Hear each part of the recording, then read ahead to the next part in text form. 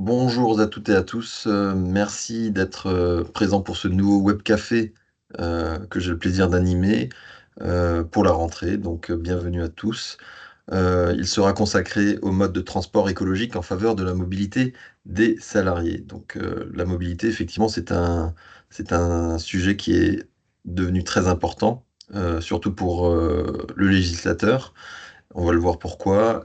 Il est donc important aussi pour les entreprises qui veulent s'inscrire dans une démarche RSE, de responsabilité sociale et environnementale. Alors pourquoi le transport est-il si important? Parce que il contribue le plus aux émissions de gaz à effet de serre. On peut retenir deux chiffres. Déjà, 97% des émissions constituées de CO2 proviennent de la combustion de carburant.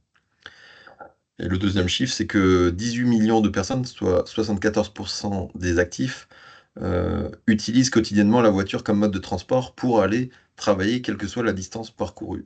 Alors c'est l'INSEE qui nous dit ça en 2017, mais aujourd'hui, on peut encore dire que 7 salariés sur 10 utilisent encore la voiture pour se rendre au travail. Et du coup, le développement des mobilités durables pour les trajets domicile-travail est l'objectif majeur du législateur qui a notamment fait des lois comme la loi d'orientation des mobilités de décembre 2019, avec pour objectif de faciliter les transports au quotidien, les rendre moins coûteux et plus propres. Et en décembre 2021, la loi climat et résilience est venue compléter ces objectifs en venant promouvoir notamment la transition vers un parc de véhicules plus respectueux de l'environnement. L'objectif de ce web café, c'est de voir comment les entreprises peuvent accompagner leurs salariés dans l'évolution de leurs habitudes et pratiques vers des modes de transport plus propres. C'est aussi de voir quelles sont les obligations qui touchent les entreprises, puisqu'on passe de mesures d'encouragement vers des mesures plus obligatoires pour certaines tailles d'entreprises.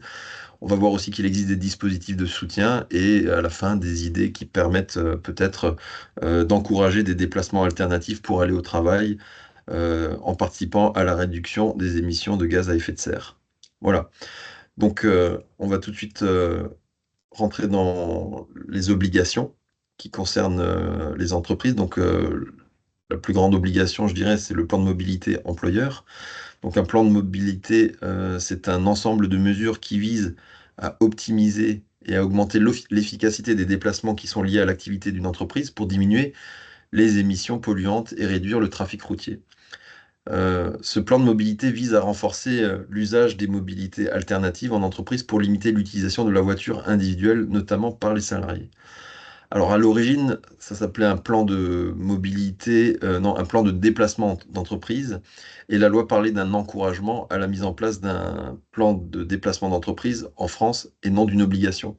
Enfin, ça c'était jusqu'en 2015, c'est-à-dire en 2015, on a eu une loi qui s'appelle la loi de transition énergétique pour la croissance verte, qui a été adoptée, avec pour objectif principal, c'était de réduire les émissions de gaz à effet de serre de 40% entre 1990 et 2030 et de diviser par 4 les émissions de gaz à effet de serre entre 1990 et 2050.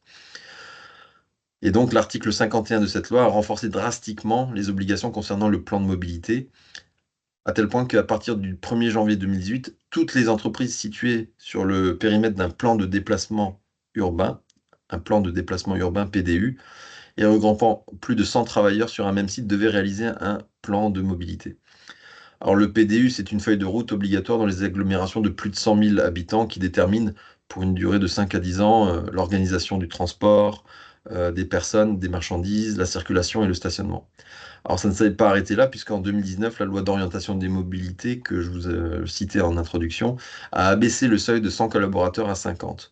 Donc aujourd'hui, en France, il faut que, enfin depuis le 1er janvier 2020, la mise en œuvre d'un plan de mobilité est obligatoire pour les entreprises de plus de 50 salariés sur un même site et les entreprises qui sont situées sur un PDU, sur un plan de développement urbain. Voilà. Donc là, on a le plan de mobilité employeur qui est devenu obligatoire et donc celui-ci établit un programme d'action avec un ensemble de mesures concernant les transports alternatifs, l'organisation de télétravail, l'encouragement aux pratiques de mobilité active comme le vélo, l'organisation de covoiturage, etc. Donc c'est avec un plan de financement, un calendrier de réalisation des actions, ainsi que des modalités de suivi et de mise à jour. Il est possible aussi de coordonner ces actions avec celles des entreprises voisines ou de mettre en place des solutions de transport pour ces salariés à travers un plan de mobilité employeur commun. Donc, à défaut d'accord à l'occasion des négociations annuelles obligatoires, l'employeur doit obligatoirement élaborer ce plan de mobilité de manière unilatérale. Voilà, donc ça, c'est une obligation contraignante pour les entreprises de plus de 50 salariés sur un même site situé dans une agglomération de plus de 100 000 habitants, donc doivent élaborer ce plan de mobilité employeur. Après, quelle que soit la taille de l'entreprise, les entreprises qui veulent s'inscrire dans une démarche RSE peuvent dresser un état des lieux des conditions de mobilité des collaborateurs sur les trajets domicile-travail. Et donc, c'est l'occasion pour elles, sur la base de ce diagnostic, d'échanger sur les mesures qui pourraient permettre d'améliorer la mobilité des salariés, de les accompagner dans d'autres voies de transport plus durables. Et donc, si c'est une entreprise dont 50 salariés au moins sont employés sur le même site et dotés de délégués syndicaux, ces entreprises-là doivent obligatoirement engager une négociation annuelle sur la qualité de vie au travail qui aborde les enjeux de la mobilité des salariés. Voilà, donc ça, c'est des obligations en termes de plan de mobilité. Ensuite, l'employeur est soumis à d'autres obligations qui sont plus connues, là, notamment l'abonnement de transport public, puisqu'en tant qu'employeur, on a l'obligation de rembourser les frais d'abonnement à hauteur de 50% du montant de l'abonnement sur la base d'un tarif de deuxième classe et du trajet le plus court entre le domicile et le lieu de travail. Donc là, on connaît à peu près, enfin, c'est une obligation qui est très ancienne, on la connaît bien. Euh, Cette prise en charge est exonérée de cotisations et de charges sociales pour l'entreprise. Le salarié n'est pas soumis à l'impôt sur le revenu, jusqu'à 50% et même jusqu'à 75% en 2024. Son montant doit figurer sur le bulletin de paye et seules les cartes d'abonnement sont prises en charge par l'employeur, qu'elles soient annuelles, mensuelles ou hebdomadaires. Après, on verra, il y a aussi une possibilité de cumul avec le forfait de mobilité durable qui est fixé jusqu'à 800 € par an et par salarié. On verra ça tout à l'heure dans la liste des soutiens possibles, puisque le forfait mobilité durable peut se cumuler avec l'abonnement de transport public. Pour les entreprises qui gèrent plus de 100 véhicules automobiles, dont le poids total autorisé en charge est égal ou inférieur à 3,5 tonnes, celles-ci doivent intégrer une proportion de véhicules à faible émission de gaz à effet de serre et de polluants atmosphériques, donc maximum 50 grammes de CO2 par kilomètre. Et donc cette proportion va augmenter selon différentes dates. Donc on voit par exemple que à compter de 2024, il faut intégrer 20% de véhicules à faible émission de gaz à effet de serre, puis 40% en janvier 2027 et 70% au 1er janvier 2030, sachant que l'objectif de fin de vente des véhicules légers neufs thermiques est fixé par l'Union européenne à 2035. Si l'entreprise dispose d'un parking, il faut désormais aménager des espaces réservés aux bornes de recharge pour les véhicules électriques et aux vélos. Alors, deux catégories. Vous avez les entreprises qui ont déjà des bâtiments non résidentiels existants. Donc, si le bâtiment possède un parking d'au moins 10 places, on a jusqu'au 1er janvier 2025 pour installer un point de recharge pour véhicules électriques ou hybrides rechargeables, dont le dimensionnement permet l'accès aux personnes à mobilité réduite, puis un point de recharge supplémentaire toutes les 20 places. Par exemple, pour un parking de 40 places, 2 points de charge devront être installés, 2 points de recharge. L'autre catégorie, c'est les bâtiments non résidentiels neufs ou en construction, ou les bâtiments qui ont été soumis à des rénovations très importantes. Et depuis le 11 mars 2021, pour les parkings de plus de 10 places, au moins une place sur 5 doit être prééquipée. Au moins 2% de ces places, avec un minimum de une place, doit être accessible aux personnes à mobilité réduite. Par contre, attention, ne sont pas concernés par ces obligations les PME et les autres si le coût des installations de recharge et de raccordement est supérieur à 7% du coût total de la rénovation. Donc on rappelle que les PME sont les entreprises qui ont un effectif inférieur à 250 personnes et dont le chiffre d'affaires annuel n'excède pas 50 millions d'euros et le bilan n'excède pas 43 millions. Ensuite, pour les vélos, alors là, pour les bâtiments existants, si votre entreprise est propriétaire ou locataire unique d'un bâtiment à usage de bureau dont la capacité de stationnement automobile est supérieure ou égale à 10 places, vous avez l'obligation de réserver un espace sécurisé pour les vélos.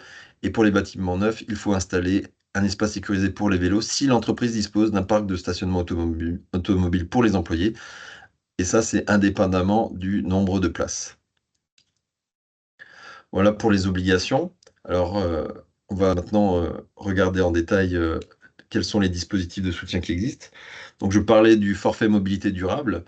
Alors, le forfait mobilité durable a pour objectif d'encourager l'utilisation de mobilités moins polluantes par les salariés. Il permet donc aux employeurs d'attribuer aux salariés une indemnité exonérée de cotisation en privilégiant les modes de transport écologiques pour effectuer leur trajet entre leur résidence habituelle et leur lieu de travail. L'ensemble des salariés sont éligibles au forfait mobilité durable, y compris les intérimaires, les apprentis, les stagiaires, sous réserve de justifier de leur pratique de déplacement ou de leurs dépenses en matière de mobilité. Alors l'employeur peut appliquer de façon volontaire le forfait mobilité durable. Il remplace les indemnités kilométriques vélo et les indemnités forfaitaires de covoiturage. Le montant est fixé par accord d'entreprise ou à défaut par accord de branche et en l'absence d'accord, c'est l'employeur qui peut prévoir la prise en charge de ces frais par décision unilatérale après consultation du CSE s'il existe. Le montant exonéré du forfait mobilité durable s'élève à 500 euros par an. Il a été porté à 700 euros pour 2022 et 2023 et il a été prorogé à ce montant-là pour 2024 par la loi du 28 décembre 2023. Et le salarié est exonéré d'impôt sur le revenu dans la même limite, et ce montant peut aller jusqu'à 800 euros par an et par salarié lorsqu'il est cumulé avec un abonnement de transport en commun. Voilà. Alors, qu'est-ce qu'on a comme mode de déplacement qui peuvent faire l'objet de la prise en charge dans le forfait mobilité durable? Ben, on le voit, ça peut être du vélo à assistance électrique, de la trottinette, du gyroroue, de l'autopartage. Enfin voilà, il y a tous ces modes-là qui peuvent être pris en compte dans les forfaits de mobilité durable. Transport public, à l'exception de frais d'abonnement concernés par la prise en charge obligatoire des frais de transport public, bien sûr. Voilà. Voilà concernant les forfaits de mobilité durable. Ensuite, on a encore la prime carburant. C'est une aide au carburant qui est donnée, qui peut être donnée par l'employeur lorsque la voiture reste nécessaire. Elle prend la forme d'une charge facultative des frais carburant dans la limite annuelle de 200 euros par salarié ou 500 euros par salarié si c'est pour l'alimentation de frais, enfin de véhicules électriques rechargeables ou à hydrogène dans la limite, enfin voilà, dans la limite de 500 euros. Cette mesure a été prorogée pour 2024. Donc, le montant a doublé. On est à 400 euros jusqu'en 2024 par an et 700 euros pour les frais d'alimentation des véhicules électriques, hybrides rechargeables ou à hydrogène. Et on peut cumuler ça avec le forfait mobilité durable ou un autre dispositif de remboursement de frais de transport dans la limite d'exonération de 700 euros et donc 400 euros pour les frais de carburant. Voilà. Donc en 2024, on peut encore utiliser l'aide au carburant. Ensuite, vous avez l'avantage en nature pour les véhicules électriques. J'en avais déjà parlé l'an dernier, en octobre-novembre, lorsqu'on avait fait des webcafés sur la gestion fiscale et sociale des véhicules d'entreprise. Et donc là, simplement, l'idée, c'est bon, c'est assez technique, mais on ne va pas rentrer trop dans la technique, mais pour dire que l'évaluation de l'avantage en nature ne tenait pas compte des frais d'électricité engagés par l'employeur pour la recharge du véhicule et était calculée après application d'un abattement de 50% dans la limite de 1800 euros. Voilà, on commence déjà. Donc en fait, pour dire que tout n'était pas pris en compte dans cet avantage en nature, donc il était moins élevé que pour une voiture qui n'est pas, on va dire, électrique. On a prorogé ce dispositif jusqu'au 31 décembre 2024. Par contre, les règles d'évaluation de la mise à disposition d'une borne électrique ont été modifiées en fonction de l'emplacement de la borne. Donc, si la borne est installée sur le lieu de travail, on ne tient pas compte des frais d'électricité dans l'avantage en nature. Si la borne est installée au domicile du salarié, alors il y a deux dispositifs différents. Il faut voir si la borne est mise à disposition jusqu'à la fin du contrat de travail ou si la borne n'est pas retirée à l'issue du contrat de travail. Et donc là, les conditions changent. Je vous laisserai les lire tranquillement lorsque vous regarderez le replay si vous le souhaitez. Enfin, pour les déplacements professionnels, on a ce qu'on appelle les indemnités kilométriques. Donc là, c'est pas pour les domiciles, enfin les trajets domicile, lieu de travail, c'est pour les déplacements professionnels.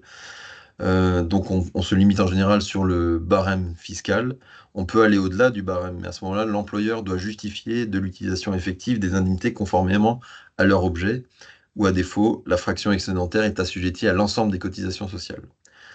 On peut cumuler indemnité kilométrique et covoiturage, puisque, enfin, c'est compatible, parce que dans le cas où les salariés pratiquent le covoiturage pour leur déplacement professionnel, seul le propriétaire du véhicule peut bénéficier de l'indemnité pour un trajet donné.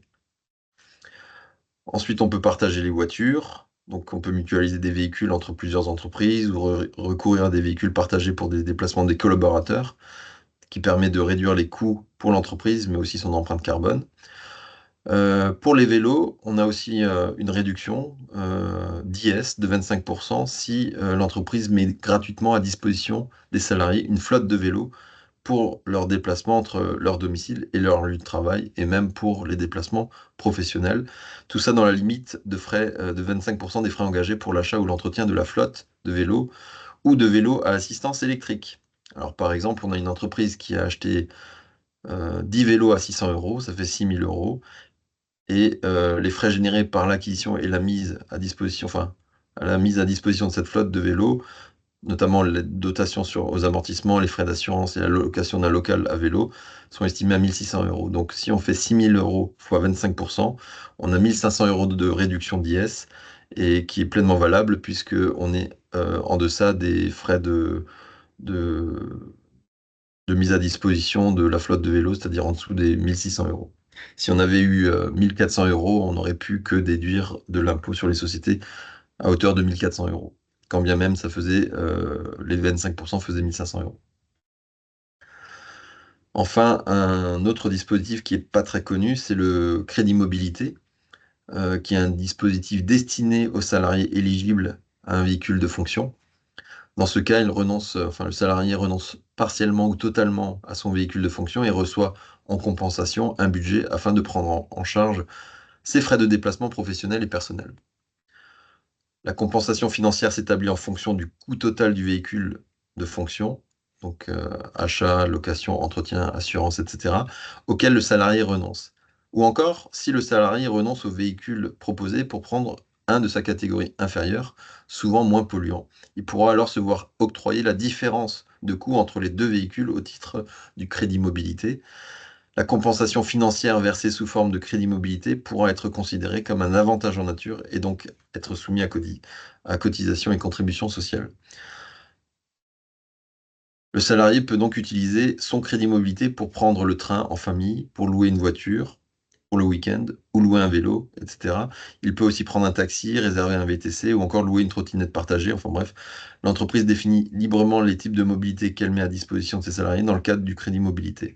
Ainsi, avec ce dispositif, l'entreprise se place dans une démarche RSE et elle propose une alternative à l'utilisation du véhicule de fonction, tout en prenant en compte les considérations écologiques et les inconvénients pratiques du véhicule. Difficulté à se garer, embouteillage, etc. Et elle augmente également le pouvoir d'achat de ses salariés. Donc c'est un dispositif qui n'était pas très connu. Je l'ai jamais rencontré encore à ce jour dans aucune entreprise. Mais sachez qu'il existe en tout cas. Enfin, pour terminer, on a les mesures concrètes qu'on peut mettre en œuvre durablement. Donc, l'entreprise peut adapter le plan de mobilité selon les spécificités de son entreprise. Elle peut également réfléchir à des pratiques par bassin d'emploi et partager le diagnostic et les solutions en regardant ça avec les autres entreprises du bassin d'emploi. Concernant les transports en commun, on peut rembourser les tickets de transport en commun des salariés pour leur déplacement domicile-travail lorsqu'il y a des pics de pollution. On peut également réfléchir à l'adaptation des heures de travail des employés selon les horaires de bus ou de train, ou inversement négocier avec l'autorité organisatrice de la mobilité pour adapter les horaires des transports publics à ceux de l'entreprise. Pour le covoiturage, on peut mettre en relation les covoitureurs, leur réserver des places de parking spécifiques, prévoir une solution de dépannage en cas d'indisponibilité exceptionnelle d'un conducteur, avec une autorisation par exemple de rentrer chez soi avec un véhicule d'entreprise. On peut organiser le covoiturage pour les déplacements professionnels. Pour le vélo, on peut organiser des ateliers de réparation de vélos, on peut participer à des événements en faveur des mobilités propres, par exemple Mai à vélo ou la Semaine européenne des mobilités. Ou alors, on peut réduire tout simplement les déplacements à la source avec l'optimisation ou le développement du télétravail ou le travail dans un dans un tiers lieu proche du domicile. Oui, si l'entreprise dispose de plusieurs sites, l'employeur peut aussi proposer aux salariés un emploi sur un site plus proche de son domicile. Voilà les idées qui peuvent être mises en œuvre au-delà des obligations et aussi les dispositifs de soutien qui peuvent exister et qui sont parfois pas tous connus. Voilà, donc je n'ai pas de questions et de réponses qui sont arrivées, donc n'hésitez pas à me contacter si besoin.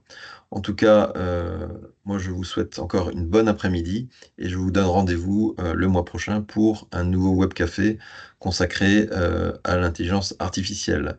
Merci, à bientôt. Au revoir.